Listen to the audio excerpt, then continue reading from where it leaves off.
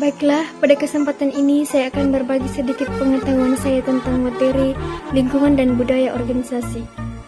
Poin pertama yaitu apa yang dimaksud dengan lingkungan organisasi dan budaya organisasi. Jadi, organisasi dalam menjalankan aktivitasnya untuk mencapai tujuan tidak terlepas dari lingkungan internal dan lingkungan eksternal. Organisasi merupakan wadah untuk memproses masukan menjadi keluaran. Lingkungan organisasi terdiri dari dua elemen, yaitu lingkungan umum dan lingkungan khusus. Lingkungan khusus disebut sebagai pihak yang berpengaruh secara langsung pada organisasi, seperti pemilik perusahaan, karyawan, pemasok, dan lainnya. Lingkungan khusus dibagi menjadi dua, yaitu pihak yang berkepentingan internal seperti karyawan, dewan direksi, dan pemilik, dan pihak yang berkepentingan eksternal seperti pemasok, penyedia tenaga kerja, pelanggan, dan pesaing. Dan apa yang dimaksud dengan budaya organisasi? Budaya organisasi itu adalah sistem makna dan keyakinan bersama yang dianut oleh para anggota organisasi yang menentukan sebagian besar cara mereka bertindak satu terhadap yang lain dan orang luar. Budaya itu mewakili persepsi yang dianut bersama oleh anggota tersebut, yang menentukan anggota-anggotanya harus bekerja.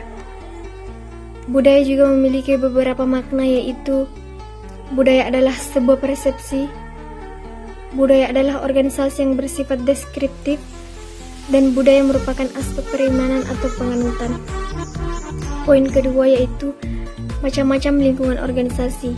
Jadi lingkungan organisasi dibagi menjadi dua, yaitu lingkungan internal dan lingkungan eksternal.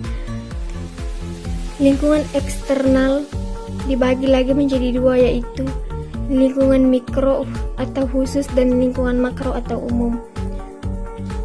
Lingkungan mikro atau khusus adalah unsur yang berpengaruh langsung terhadap organisasi yang terdiri dari pesaing, penyedia, pelanggan, lembaga keuangan, pasar tenaga kerja, dan perwakilan-perwakilan pemerintah. Dan lingkungan eksternal makro terdiri dari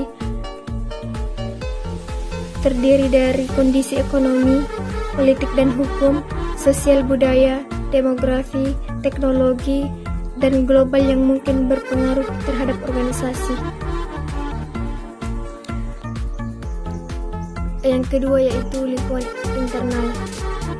Lingkungan internal adalah tempat manajer bekerja yang mencakup budaya perusahaan, teknologi produksi, struktur organisasi, dan fasilitas fisik. Lingkungan internal meliputi pekerja atau karyawan, dewan komisaris, dan pemegang saham. Poin ketiga yaitu budaya organisasi.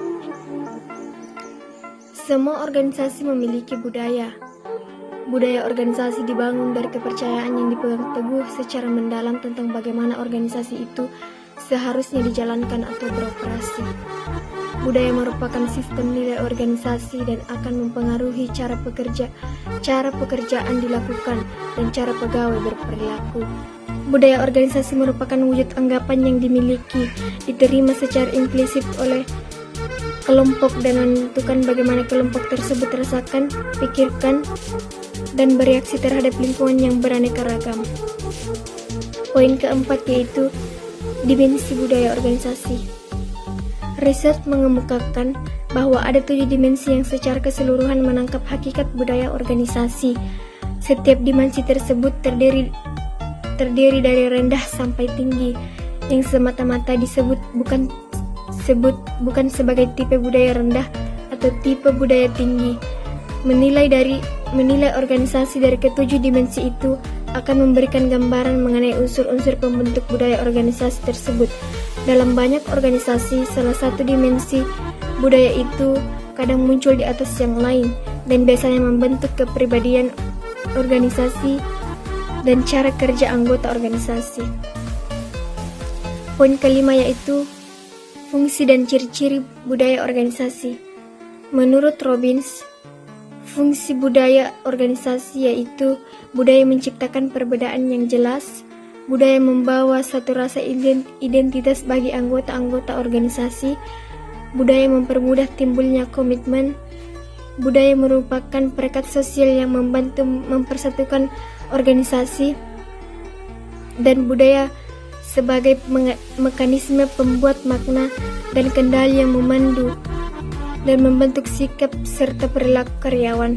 Dan ciri-ciri yaitu inovasi dan pengambilan risiko, perhatian terhadap detail, orientasi hasil, orientasi orang, orientasi tim, keagresifan, dan kemantapan. Baiklah, itulah yang bisa saya sampaikan. Dan saran, seorang pemimpin harus mengetahui semua hal yang menyangkut tentang organisasi, baik secara individu maupun kelompok. Sebaiknya seorang pemimpin lebih mempersuasi bawahannya daripada menggunakan kewenangannya untuk memerintah dengan kasar. Jangan lupa like dan subscribe channel saya.